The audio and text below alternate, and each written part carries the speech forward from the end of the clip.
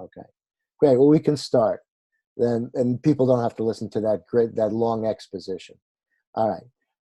So, is anybody would like to talk? Okay. Joe, you're me. Yeah, go ahead, Joe.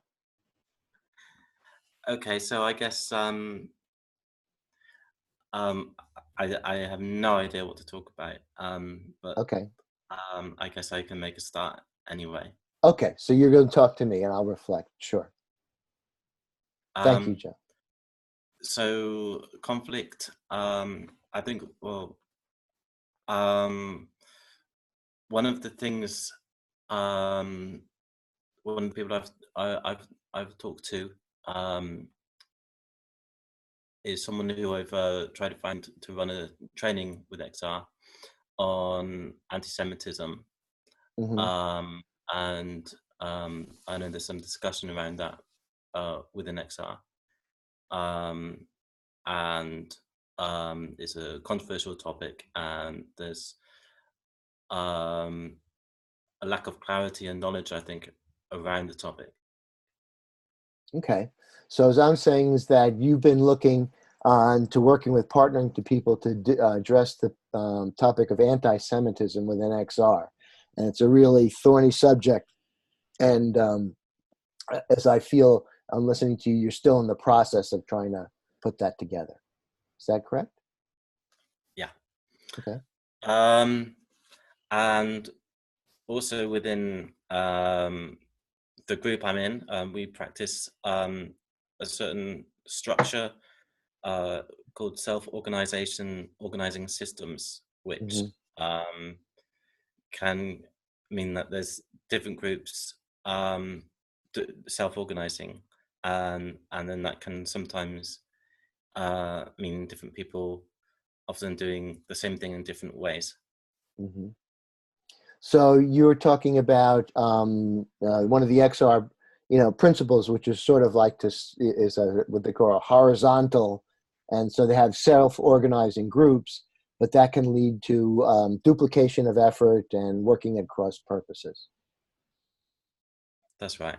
We made progress on that today because we have two groups um, duplicating or doing some of the same thing in very different ways with very different visions, and we've had to sort of discuss things and basically decide to merge together, and that involved a lot of compromise because people had their own particular Hmm.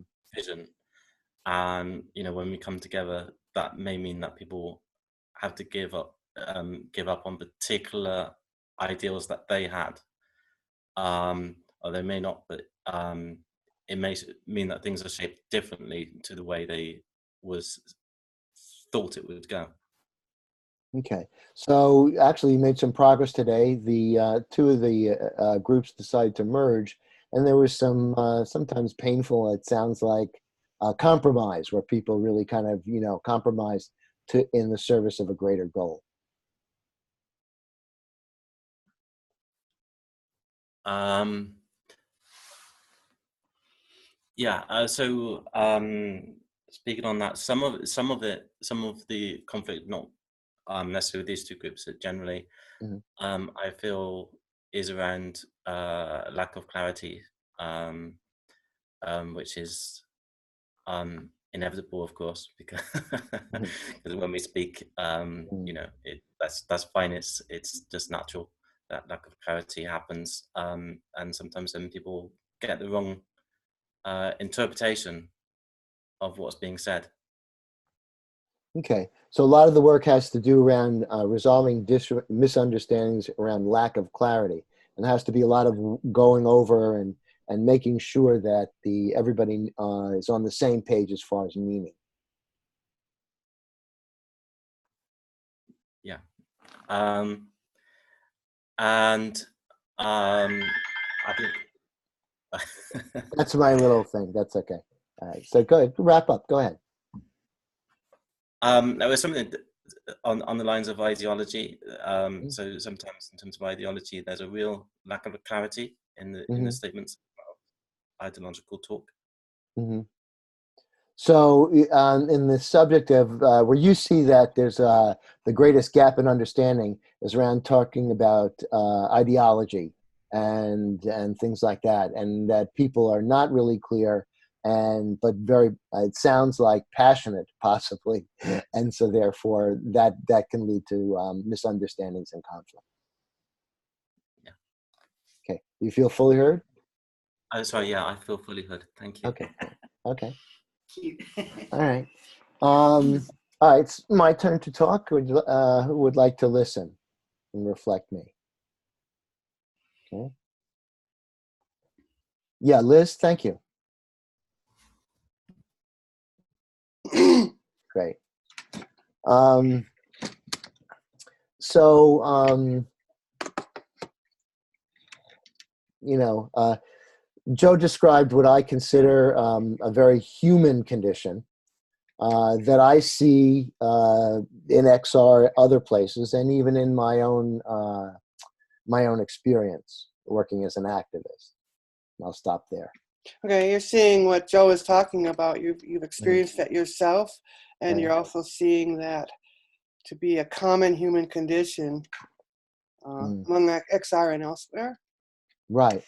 And that's what I really like about why I think it's important for people to do this practice or practices like this and listen to each other, because it takes it out of the realm of theoretical, ideology, mythology, into the realm of real human beings with strengths and weaknesses. And I believe that's much more realistic. And once we can accept that, the realistic image of ourselves and others, then we can focus on the reality of dealing with the challenges. And I'll stop there. Oh, wow.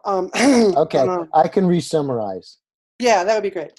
Okay. That was a lot for my short little brain. No, that's okay. Yeah, and you can. By the way, one thing I can say is you can raise a finger and ask people to stop if if something dense Okay. comes along. Okay, All right. It's not a competition as to who can remember more, but rather to build bridges. So that's it, and of understanding.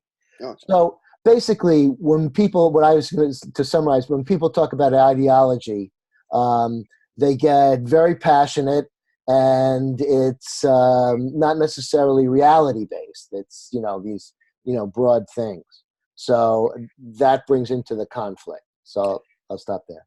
Okay, right. Going back again, what Joe was talking about, the arguments were ideological, and you're saying that this practice brings us out of that theoretical, ideological,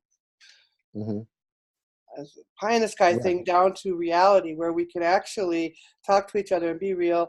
And then after we build that real relationship, then we can start to address the real challenges. Oh, great. Thanks. Yeah, you got it. All right, you went back there and you pulled that out. All right. That's great. I know, it's great. That's the way it happens. So I see XR as a young movement. And I see all of the sort of fuzzy, unfocused, there's frustration. And then there are expressions of that frustration. Some are more effective, some are not. I'll stop there.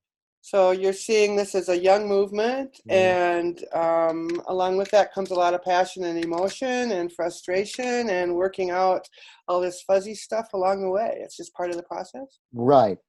And what I see in the XR activists that I meet, though, is real heroes and heroines who are willing to. That's quite a challenge to take on climate change, and then also that implies dealing with our political system, and to remake all of that.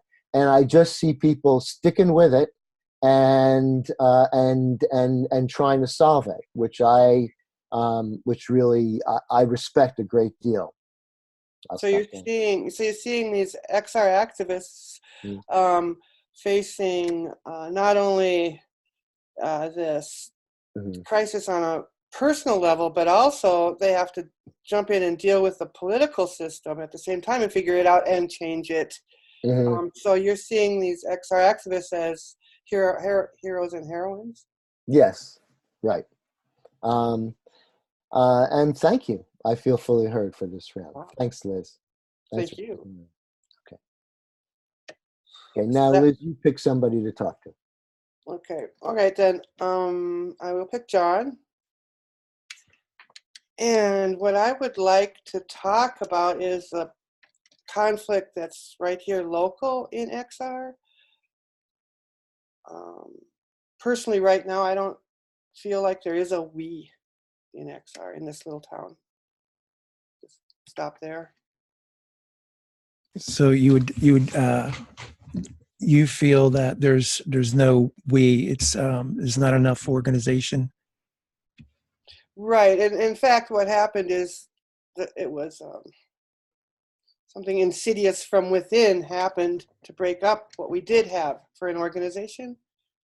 So now I feel really alone. Like I'm really the only XR person in Fort Collins. Everybody who's involved with XR goes down to Denver, which is about, I don't know, an hour drive away or something. That's a bigger city. So all I do is run the social media and sit here and talk to myself, basically, or go on to Keybase. Yeah. So something insidious. You had some something that you felt didn't really justify the breaking up.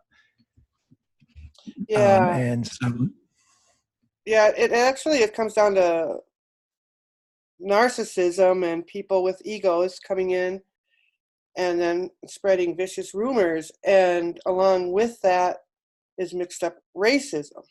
So it's pretty gnarly. So gnarly being the operative term. So yeah, so you're just left. You feel kind of you just seem kind of like isolated or separated from the process that you had going. Yeah, I'm still, I think the key to everything is building relationships.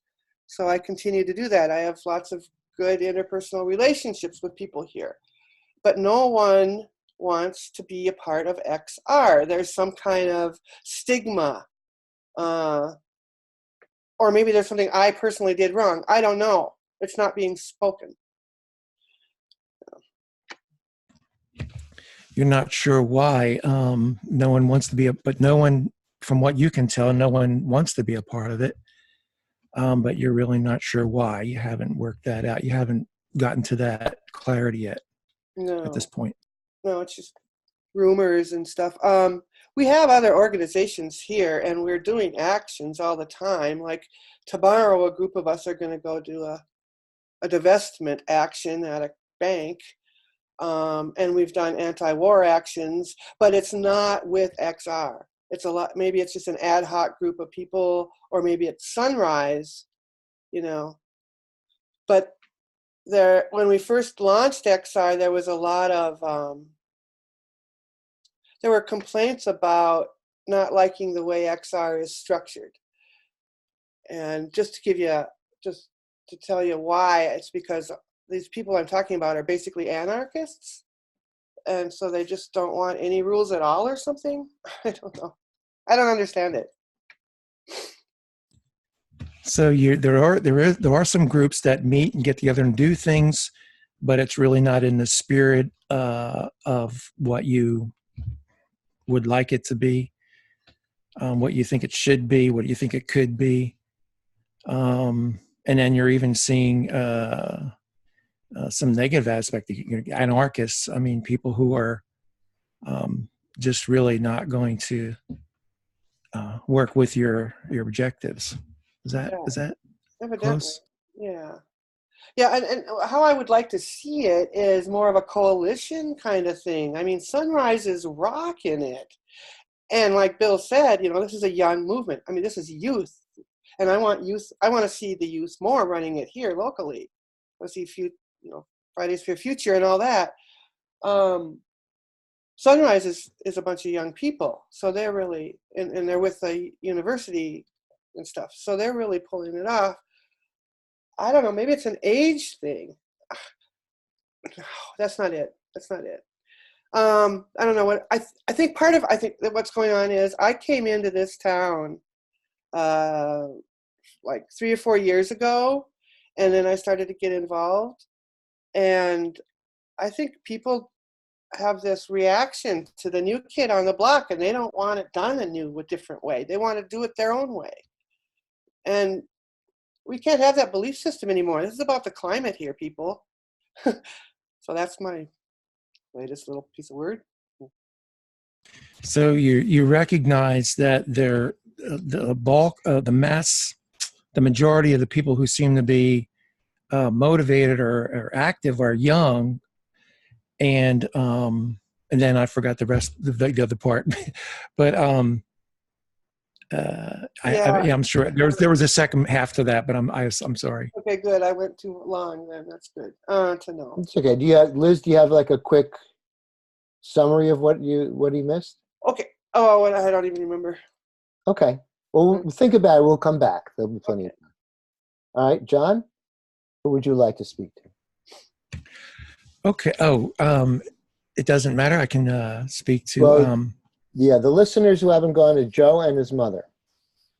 Okay, we'll go with Joe's mother. Okay. And I'm sorry, your name, rather than just being an appendage of your son. Nina. Nina. Okay, Nina. Yeah. Thank you. All right, okay. All right, thank you. I'm excited to be here because I see I'm getting a little bit of feedback. I'm getting my voice back. Is that because of their? There you go. Okay, thanks. Okay, I'm excited to be here. The whole concept of the way we do this is very interesting to me, and I know it's effective. I actually learned it a number of years ago in therapy when I went to a psychotherapist, and he told me that, and I went actually for couples therapy. So he did the how each one person talks, and the other person listens, and each gets their time, and then I'll stop there. You're excited to be here doing this type of sharing. I think because you've done it before. I don't think you actually said whether it worked or not, but you did it in couples therapy, and this is very similar and may have a similar positive outcome. Maybe I'm overstepping that a little. No, that was pretty accurate, and it was effective. So I'm not really sure exactly how I'm going to apply it. And that's okay. I don't need to be able to have that much clarity at this point. But I think it's an effective tool that I'll manage to use somehow in a group, in facilitating groups. It's an exciting prospect to use this, but you haven't really got clarity at the moment on how you might use it, but you'll hold it in your head for when there is a group, maybe that needs to listen more, and you may bring it into force then. Kind of. Yeah. Anyone? No, that was good. Yeah, I'm not sure what else to say about it. I will say this, the political aspect of it makes me a little uncomfortable. And so I'm not going to be one to be real strong in that area. I just really am attracted to the potential that this medium, this tool and technique has to have people come together and to bond to some level, to some degree.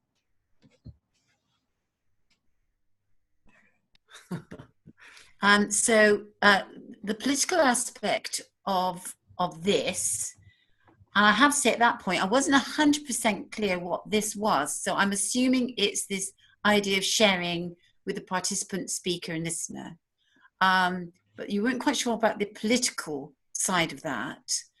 Can't quite remember what you said after that, actually, because I was so caught up in not quite understanding whether you meant XR or just this way of sharing.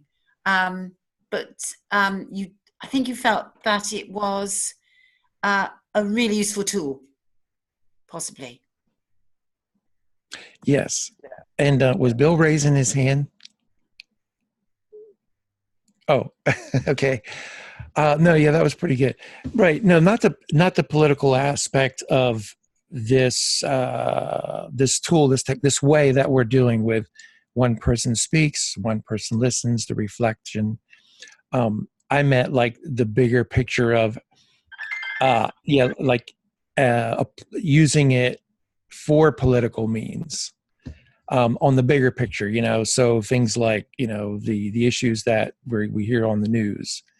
I'm just saying I probably won't be one who will be strong in that area, but I greatly value what you all are doing, and I think it just has a lot of potential.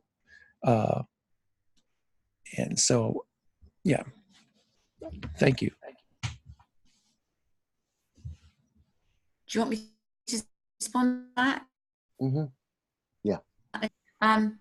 So yes, you didn't mean this tool specifically politically, but a wider aspect. And you didn't know whether this tool would be a good way of proceeding with perhaps something, for instance, talking about things that are on the news, current affairs, presumably, things that are in the news for whatever reason. But you will hold it or keep it for when you might, I think I'm kind of putting words in your mouth now, when you might use it yourself, when it would be relevant to you. Yeah. Yes. Yes. Thank you. It's harder than you think, this. All right. Nina, it's your turn. Pick someone to talk to reflect you. Oh, I didn't want to speak. Sorry, Bill. I missed that. What did you say? Oh, sorry. It's Nina's turn to speak. If you want. Okay. There are no salesman will come to your door. If you don't want to speak, then you can pass. So just say, and I pass, and then just pick someone to pass to.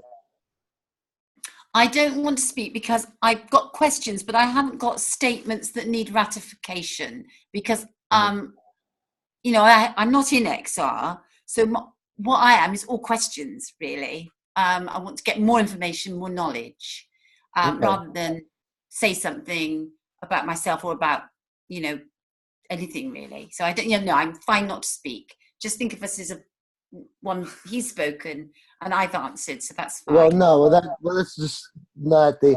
So just to let you know, again, there's no have-tos, but you could just talk by asking those questions. Okay. And somebody will reflect to see whether they're understanding your questions correctly. It's not necessarily at this particular point. It's just about the practice, and not necessarily about. Only about content or outcome. So it's fine to listen and have. So why don't you speak to me? I mean, I'll say, or anybody else, but just riff off your questions, and then when you're done. Okay. Okay. So I'm very positive in my head that we really need to do something. We need to do it smartish. And I'm also very clear in my head that there are two emergencies, actually. One is the carbon footprint, climate change. And the other is loss of animal species and marine life and plant species. And although one obviously affects the other, it feels to me as though they are slightly two different subjects with two different solutions to a degree. So that might be my kind of first question. What would you come back to me on? Oh, you're not coming back. Oh, you are? You're going to come back, are you? Well, basically what I want to do is I'm going to reflect you and to see if you feel that I've understood your question in the way you meant it. Okay. So what I'm hearing is that you're kind of exploring this. You're not necessarily deeply involved in XR, but you do feel that climate change is an existential emergency, and then also the lack or the extinction of species and the lack of diversity. You know that they're linked, but you don't necessarily, they should be dealt so much separately. In other words, there might be some adjustments needed to be made. And so that was just the first question that you had and that you're looking for answers for. Yes, that's right. Yes. Okay. Any other questions? There was a question. Well, this is silly, really, because All right. but there seems to be two sides to approaching climate change. Mm-hmm. Well, not two sides to approaching it, but two sides to how it's being approached. And one is global, or at least national. So everybody really that I know is asking the government to spend more time thinking about it, to concentrate on it, to make it their first priority. But there's also how individuals behave. Now we know we've got an emergency. And I don't really want to particularly get involved in pressing the government or world government. It just feels too enormous for me, really. But I would like to know what to do myself. And I find I get very conflicting advice. Quite recently on the radio, I was listening to a program, and they stated that if you have a roast lamb dinner, for a few people, I imagine, you're probably using the same amount of carbon, releasing it into the atmosphere, as if you flew from London to Paris. And so, so that sort of thing, it's just, I think the average citizen gets very conflicted, and also it all becomes a little bit comical. And I'm not sure, because in the end, people say, well, we just got to live our lives, all we're doing is trying to get to work in our cars, and yet we're not supposed to do that. All we're trying to do is look after our families. But, so where do we get this urgency into all that, which is so important to us as well? Okay. I don't know if that's a very valid question, but it's kind of been on my mind a lot, that the confliction, the conflict between living an ordinary life and enjoying the life we've got now, and understanding that little things, will it be little things that we do might help, or are those little things actually not helping because China is just still pumping out coal? Mm-hmm. And so is Australia, actually. Mm-hmm.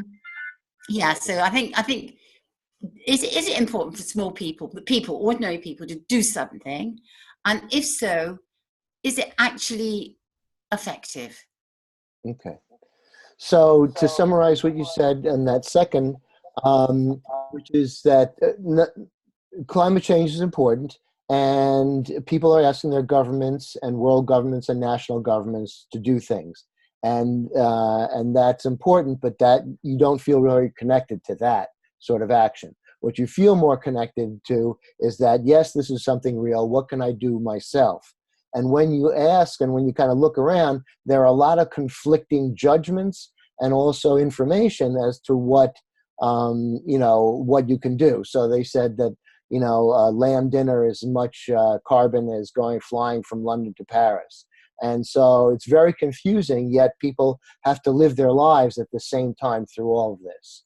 And so you're trying to sort of make sense. There's a problem here that it really affects us all, and something should be done about it. But there's really no clear path to really deal with it effectively, and especially on the individual level. Okay, great. Thanks, Nina. That was great. And just it's just none of that was silly at all. I mean, I shouldn't make a comment or a judgment, but I just did. That was interesting. Okay. All right. Joe, would you listen to me? Okay. Okay. Thank you. So we're sort of, I'm in a group with my empathy 10 people, and we're talking about building a culture of empathy. And so we're trying to think about, what would be, it's very closely aligned to a lot of the XR general, principles. But it's really focusing on empathy. I'll stop there.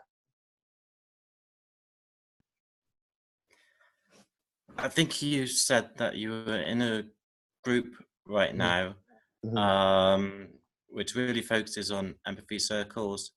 You feel there's I think you said there might be some alignment with XR, but not exactly the same thing.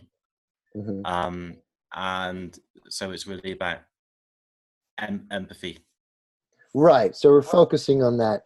And when you think of a culture, you have to think of everything.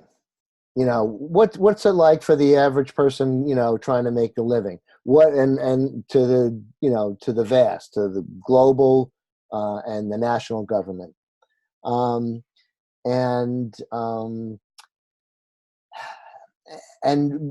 This is my personal thing.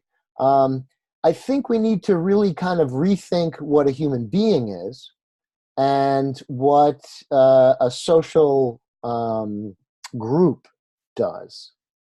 So I'll stop there.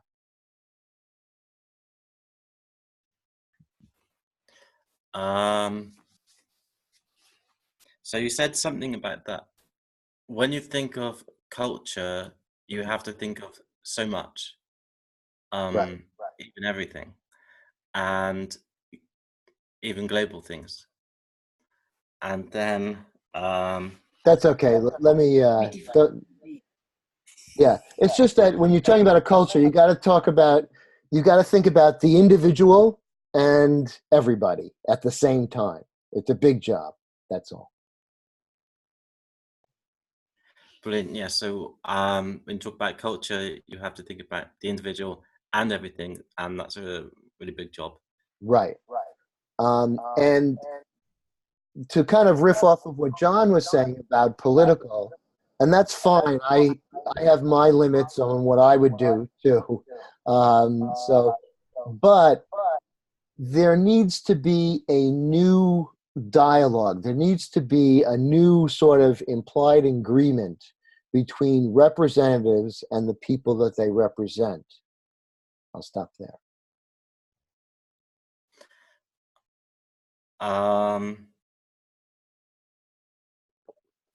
You were reflecting on what John said about the political dimension. And you think that there should be, or that there's room for a new dialogue. Yeah, I haven't quite. Right. So that's okay. So there needs to be a new dialogue. We can't throw out, there's going to be some sort of government or, some sort of some sort of organization. But, and this is something that I, strongly support within XR, is a participatory model rather than a representative model. In ancient times, tax collectors got their taxes, their livelihoods, not from the government. We're talking about Mesopotamia and way back then.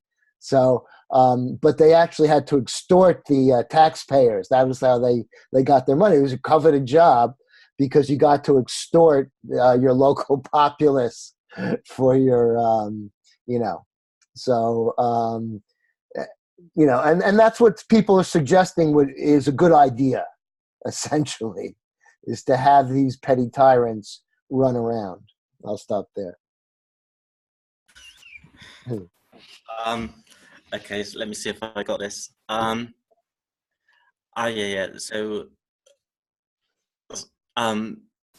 some stuff about participatory democracy. This is a sort of some of the changes that we like. That you were talking about. Right. and then you talked about Mesopotamia, or Well, yeah, ancient times. Ancient times, Mm. and how things were different then, and how Tax collectors pocketed all the money, I think. Yeah. That might be it. Yeah. Essentially, what I was saying is that if you got a job in the government in ancient times, it was a license to extort, and everybody knew it. And that works. And I think and to go back to what John is saying, that works at the fundamental question, of XR, which is we need a different way for government to talk to us and for us to engage with the government. And then I'm done. So back then, Mm-hmm. It was more about extortion, but it was kind of open in a sense. Everybody kind of knew that. Mm-hmm. Things are a little bit different now. I suppose it's not so open necessarily. Where we might be honest, it's not so honest maybe. Where we might be getting extorted, where there's extortion or things. But so we want to. Well, you were talking about a different way of engaging and people engaging with each other. Okay. Well, thank you, Joe. You've emerged from the swamp of my mind, and now it's your turn to talk. Thanks a lot for listening to me. I feel fully heard. Let me see. Liz, or yeah, okay. Okay, let me see. So, I think we're in a kind of conflict now, in a sense, because we're faced with a reality, and some people, I think a lot of people know what the reality is, and don't necessarily know that they know it or recognize it entirely. Don't necessarily absorb what the reality or things that they know actually mean. So Joe, what you're saying is that we're in a conflict right now, and we're faced with this reality that is affecting people in different ways. Like, a lot of people don't necessarily know how to absorb the information or to encompass this reality and what does it mean and stuff. Is that right?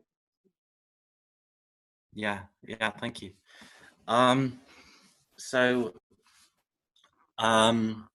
Yeah, and what happens, I think, is that people also have different ideas about the solutions, the processes, the speed, and whether you how you talk about economic growth, or how you talk about values and other values, and whether they fit together, the different values and economic growth, or whether they diverge. Yeah, so there are a lot of different ideas of the solutions and the processes, and actually what kind of speed we should go at. And so we've got all these different ideas, but then we've also got to figure out how to talk about these different ideas. And there's one particular conflict about economic values versus something else. What was it? I forgot. Go ahead. Yeah, that's good. That's it. Economic values versus other values. I didn't articulate what the values are, and that's. Or maybe you said it was economic growth versus value, something like that. Anyway, go ahead. Sorry. Yeah. That's that's it, because you can have economic growth, and it might be consistent with values and with other values or values, or you can have you might say no, it's not consistent at all. You've got one or the other. So yeah. So I think there's a lot of abstract stuff, and that really complicates it. So yeah, and so that can be a source of conflict. Okay, so you're saying that, well, there's actually, it sounds like there's extremes in thinking and different extremes in values, and at the same time, it seems like a lot of abstract stuff and hard to like grab onto, maybe. That's it. And yeah, that's brilliant. So yeah, an area of conflict that I often think about is as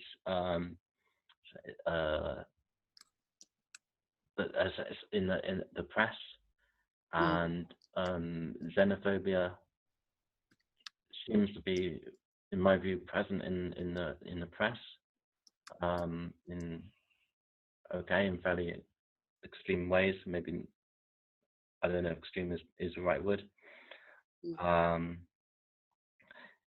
Yeah, and that seems to me also to stir up conflict, and often using foreigners as scapegoats for problems that are just would exist in any system, or just exist because of the bad politics. So one place you're seeing an area of conflict that is in the press, where you see a lot of xenophobia, and that what that does is actually stir up more conflict, and you're seeing a use of scapegoating or scapegoats, so that basically what you're seeing is that conflict is not trying to reach a solution, but actually exacerbating the conflict and making it more so. Is that true? Yeah, thank you. Yeah. Oh yeah, we could. Another of conflict is people. It's self conflict. So I guess if one wants to sort of understand a little bit about conflict and resolving it, of course, it's something which goes on inside people all the time, because of course they have to. Oh, sorry. Finish up. Yeah. Yeah, we all have a conflict going on inside of ourselves at the same time. So there's very many layers of all this stuff, and how our internal conflict can affect all these things you're talking about, like our ways of communicating, and how to actually, how can we resolve conflict outside of ourselves if we can't solve it on the inside of ourselves, kind of. Is that right? Yeah. Thank you. I feel heard. Thank you. Yeah. So now am I supposed to talk or what? Yeah. Okay. Do something? Yeah, well, I can like piggyback off of that. Who are you talking to, though? Oh, that's a good question. Let's see. I guess we go with John then. Is that okay with you, John? Okay. So. Sure. Yeah. You good? Thank you. Okay. Thank you. So where I see this the self-conflict that you're talking about, I think it's called thing. I can't remember the word for it. Dissonance, cognitive dissonance. So we have that inside of ourselves, and then we have to relate to somebody else who's telling us something, a different reality, and it is difficult. Go ahead, John. I think that's a lot. Maybe it's too big. Okay. Thanks for keeping them short. it's a good practice. I'm appreciating the practice. Thank you. So cognitive dissonance. Okay, yeah. So we all have. You're saying that that in itself is something that we have to deal with within ourselves, our own biases, to be aware. How's that? Yeah, exactly. So what I'm facing personally, what I want to work with here is there are some indigenous people who come here from Wyoming and speak, and they have circles. They have talking circles. And what I would like to do is meet with them and ask them, is there a way we can work together and incorporate some of these empathy circle tools in with your talking circles? So. Okay, yeah. So the indigenous people from Wyoming hold circles, talking circles, and you see potential there in the way they conduct their business, and you're interested in possibly combining what we're doing with the empathy circles with what they're doing. Yes. The other night I went to one of those events, and it was 3 indigenous people talking round robin, kind of to a big circle of non-native people. And if we would have had the chance to say back to them throughout the dialogue, I think we all would have taken it in better, rather than just sitting there and listening for a solid hour. So you feel that you can see the potential where if you more of the people who were not of the indigenous people, well, if they were able to participate more, be more of a participant than they were, that would have you see potential for how effective that could have been. Yes, and in fact, an example was one person kept speaking up inappropriately by responding to what the indigenous people were saying, but this person kept saying their own opinion back to what, instead of what we're doing. So I would love it if we all could learn to do that better. I think it would make a huge difference. After the end, then I asked people, what did you learn from it? And a lot of people were just like, well, it was real hard to answer that question for them. So. Yeah. So you saw it as it was more like a presentation rather than a participatory event. And then with people offering their opinion, that didn't really take it anywhere productive. And because by the end, no one could really say what they learned from the experience. No, because it was too much talking for too long without us able to stop and go, wait, did I understand that? What did you say again? Did I really hear what you said? Like we're doing here. Yeah. Okay, right. So it was because it was, you say it was an hour long, right? And no one, it was anyway, you didn't get, there wasn't enough, people weren't able to draw value from it the way they could have had they been able to participate. Is that it?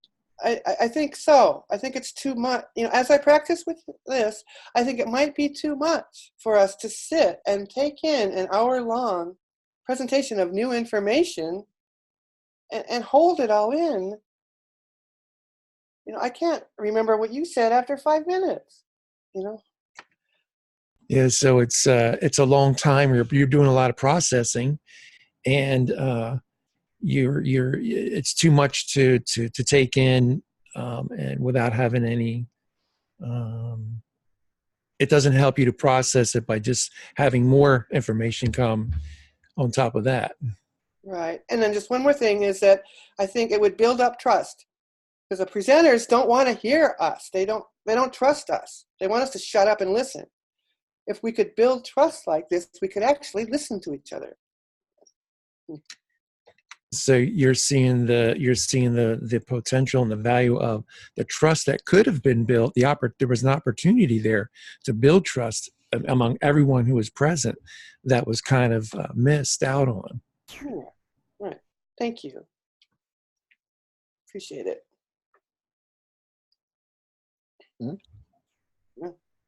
Because you Do you feel?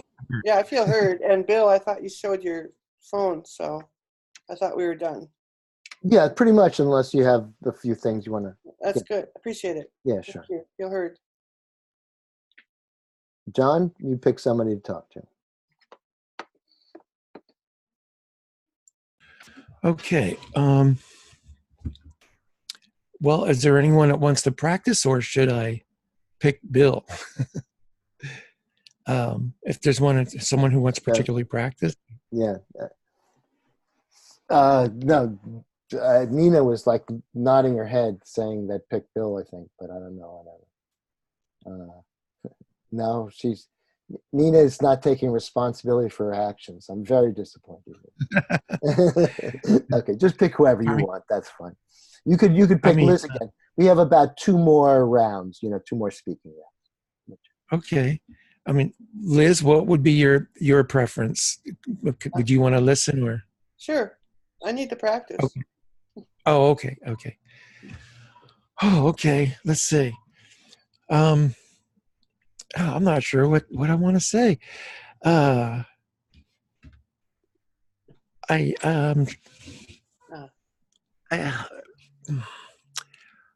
think I'm just in a place right now in the moment where I see a lot of potential for this structure, the way that we're doing it, the empathy circle. I know I just said that the last time. I think I'm doing a lot of processing myself on like what I'm going to do with it.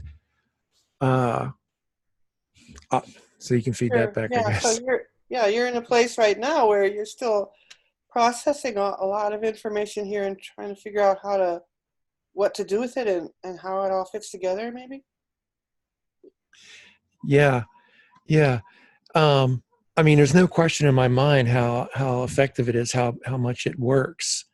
I mean, it's really kind of a no-brainer. I mean, somebody the structure of it, as Bill Miller calls it motivational interviewing, right? Isn't that the system that we're applying? Yes. Oh, so this is also something that you refer to as motivational interviewing. However, whatever we call it, right? It seems to be very effective. I mean, in fact, it's so effective, it's a no-brainer. It just the structure itself just makes a lot of sense. Yeah. And I'm also finding that I thought I was a better listener than I think I am now. I mean, I thought I was a really good listener, but when you have to actually feed it back accurately, it's challenging. But it's a great practice. So you thought you were a really good listener before you started doing this, and now you're seeing that you've got some more practice to do to really be that good listener that you thought you were, and it is good practice. And I also learned about the I think it was called the simple reflection and then the more complex reflection, where the simple was where you almost verbatim you say exactly what the person said, and then the more complex will be, and it looks like we're all kind of doing both, where we are looking for more of the meaning underneath of what the person's saying. And so that's been really interesting to be a part of this and see how people are handling that or managing that. So there are two layers of this. There's a simple reflection, and then there's the more complex reflection. And you've been watching us use both of those, where sometimes we'll feed back exact words, and then other times we'll try to get down to more of a meaning and maybe use our own words. Yeah. So I can really see the value of this in society in general. You know, I mean, almost anywhere you could get people together and under the intention of empathy to begin with. That intention right there sets the you know, the feeling, the shape, the color of the meeting, why we're getting together. So Okay. Okay, so setting the intention of empathy at the beginning will help to set up the structure so everyone can do this, basically. yeah. So I mean, maybe I've run out of things to say, Bill. I'm not sure. That's fine. That might be it. Is everybody seeing that we'll be put into the breakout room? Okay. So we'll be pulled back in 30 seconds, 29. So just a really quick things. When we talked about complex listening, one of the models you might lose, we use, you know, sort of like the verbatim data, then feelings under that, and then values under that. Oh. And so that's one way to look at, just one way, you know. And the other way you can do is you can have a meeting. You can use this process for sort of like a pre-meeting, and then get into your thing, and then waiting for the last minute.